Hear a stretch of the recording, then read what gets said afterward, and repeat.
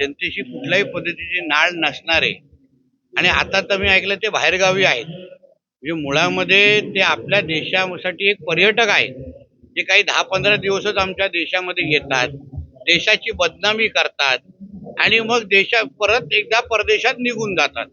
अशा लोकांना, जे पार्ट टाइम पॉलिटिशियन आहेत, जे पार्ट टाइम म्हणजे 100% त्यांना भारतीय पण म्हणायचं का हाही आता प्रश्नचिन्ह आहे, अशा लोकांना परत एकदा बिहारच्या जनतेने नाकारलेलं आहे.